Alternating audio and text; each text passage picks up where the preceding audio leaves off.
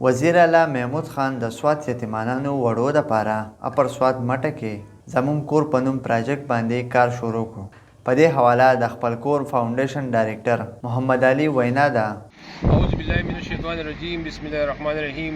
زه محمد علي ډایریکټر خپل کور فاونډیشن او ممبر انسټیټیوشن منیجمنت کمیټي زمون کور چې د حکومت دی او غټ پراجیکټ دی د هغه ماشومان دپاره چې کوم یتیماني او کوم د سټریټ چلډرن ماشومان د الله فضل سره موږ په سوات کې اوس زمونږ خوږ وزیر اعلی جناب محمود خان صاحب په کوششونو باندې د هغه په تعاون باندې په اپر سوات کې زمونږ کور سټریټ چلډرن یو غټ کیمپس چې دی هغه په مټه چوټه کالم کې جوړیږي. د تاسو وینئ کار به کیږي انشاءالله. دا پراجیکټ زمونږ د 1000 ماشومانو دپاره دی چې په دې کې به سم ماشومان دپاره د کور د ماحول شانتې واړه پلیټ سي چې په هر پلیټ کې به ماشومان لس په هغو باندې به یو تعلیم یافته تنخواداره مور یو به خالای هاسټل یې پکې او سکول دی پکې انشاءالله. دا به زمونږ د صوبې بهترین پراجیکټ دی. دا موږ په خپله ډیزاین کړی دی. زمونږ چې کومه تجربه وه د هغې نه مخکې فایده موږ واخیسته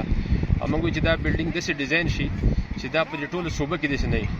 نو زه شکریه ادا کوم د وزیر اعلی صاحب د صوبایي حکومت چې د دې سره به دا وشي چې انشاءالله زمونږ د اپر سوات څومره یتیمان ماشومان دي، څومره سټریټ چلډرن دي، د کالامه پورې دا پوره علاقه چې دا به انشاءالله کور شي او لاندې چې کوم زمونږ ادارې دي په هغې باندې به بوج کم شي.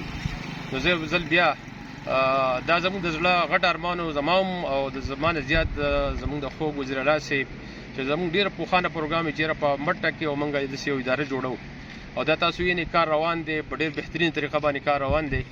او زه بیا د ټول سوات د طرفه د وزیر اعلی صاحب د صوبایي حکومت ډېر مشکور یم چې د دې پراجیکټ دپاره تقریبا د ځمکې نه علاوه 65 کنه د ځمکې اخیستل شوې ده او 68 کروڑ روپۍ د دې لپاره بجټ منظور شوی دی چې په دې باندې په زور شور سره کار روان دی او ډېر ښه کمپني اخیستی دی. د هغې په نګرانۍ کې دا کار کېږي. مهرباني. اعظم خان، چاند نیوز، سوات.